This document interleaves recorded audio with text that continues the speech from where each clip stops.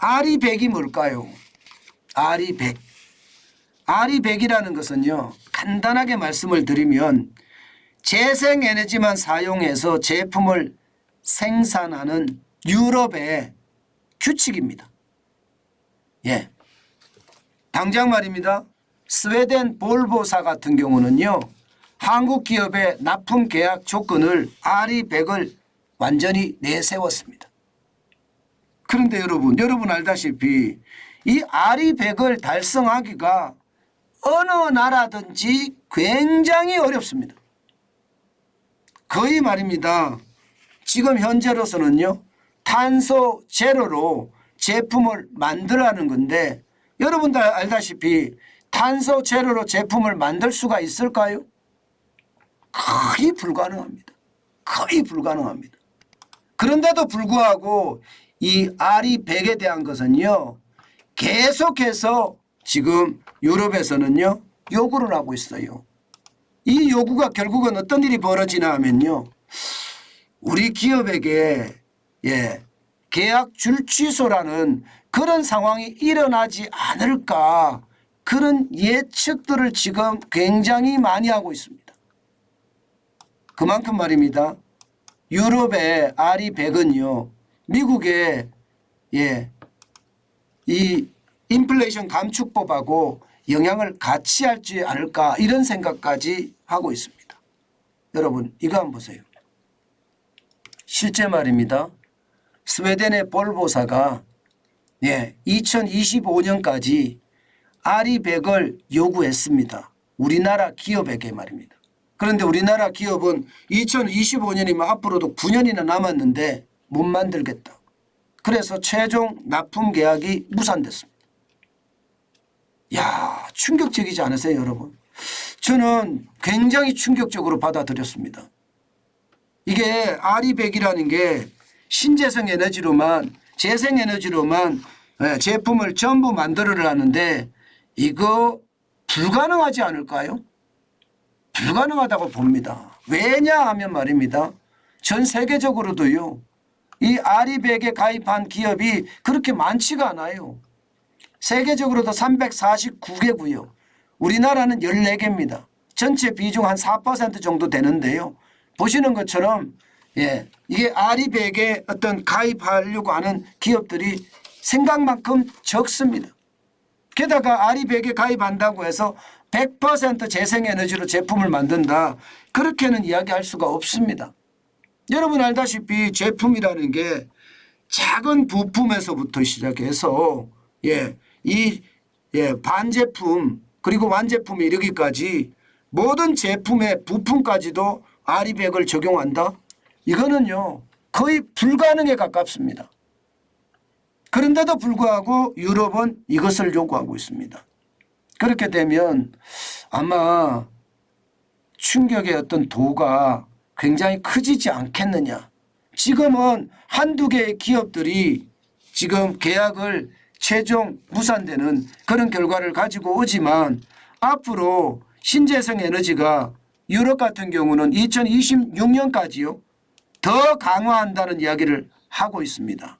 그렇게 되면 미국의 인플레이션 감축법처럼 말입니다. 환경보호라는 걸 명분을 내세워서 결국 한국 기업의 유럽 진출을 굉장히 막지 않을까, 이런 어떤 충격적인 예측도 하고 있습니다. 물론 말입니다. 탄소를 덜 감출했을 때는 탄소세를 내면 됩니다. 2021년부터 2025년까지 톤당 25유로에서 55유로까지 단계적으로 인상을 한다고 하는데요. 그 인상하는 동안에 RE100을 달성을 하면 되는데 그게 쉽지 않다는 이야기죠. 그래서 말입니다. 하나같이 지금 이야기하는 것 중에 하나가 말입니다. RE100은 전 세계적으로 힘들다. 이게 가능하려고 하면 거의 뭐 난리가 날 거다. 그렇게 이야기합니다. 그러면서 말입니다. 대안을 제시하기도 합니다. 지금 무탄소 전원만 사용하면 안 되겠느냐. 무탄소 전원 100%만 사용하면 안 되겠느냐. 무탄소 전원 100% 활용하는 대안은 RE100은 아니고요. CF100입니다. CF100. 쉽게 말하면 원전을 활용해서 제품을 만들어서는 괜찮다. 이렇게까지 돼야 된다는 겁니다.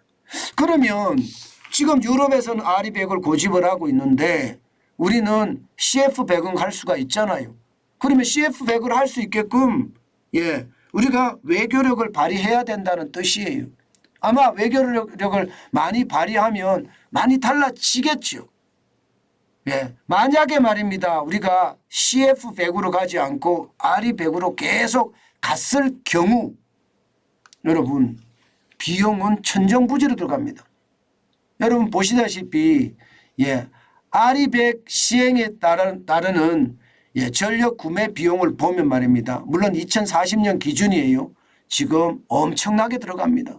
자동차에는 761억 2,500만 원이 들어가고요. 반도체는 3,257억 7,100만 원 그리고 디스플레이는 2,091억 3천만 원이 들어갑니다. 3천만 원이. 이게 적지 않잖아요.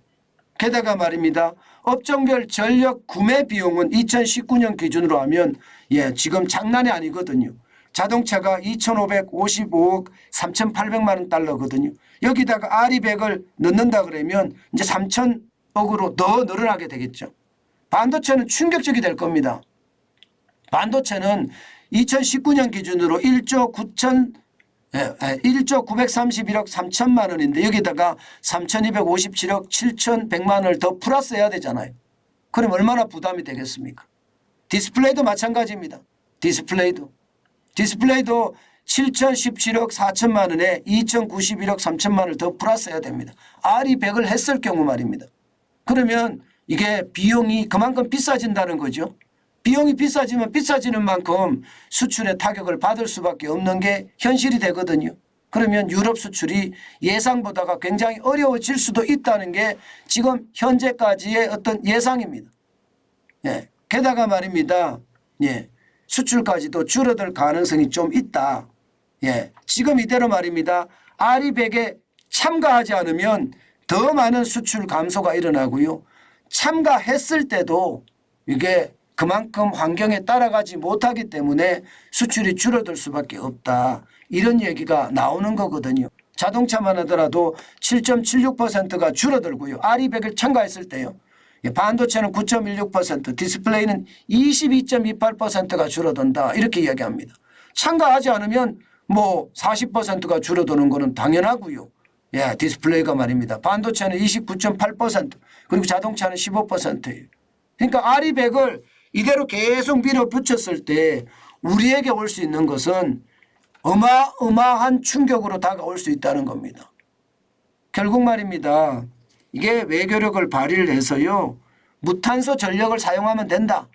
CF100으로 바꾸는 노력 지금 그 어느 때보다 중요해 보입니다. 안 그래도 지금 우리 수출은 지금 계속해서 무너지고 있거든요. 여러분 보시다시피 작년 10월에 마이너스 5.8%가 떨어지더니 계속해서 마이너스의 연속입니다. 1월 달에는 마이너스 16.6%까지 떨어졌고요. 5월 달에도 10일까지 10.1%가 떨어진 상태입니다. 그러면 유럽이 우리로 봐서는요. 지금 중국 시장, 미국 시장, 그다음에 유럽 시장이 3대 시장 중에 하나인데 이 3대 시장이 또 RE100이라는 어떤 수출 규제 때문에 안 된다면 우리의 수출은 그만큼 더 어려워지지 않겠느냐 하는 게 지금 시장의 전망입니다. 그만큼 여러분 시장의 전망은요 별로 틀리지 않고요. 이게 방치했을 때 그만큼 충격이 될 수 있다는 것 이것은 어쩌면 당연합니다. 제가 여러분들에게 작은 단서만 나오면 그 단서를 제가 해석해 드린다고 했잖아요. 이 RE100이 딱 그겁니다.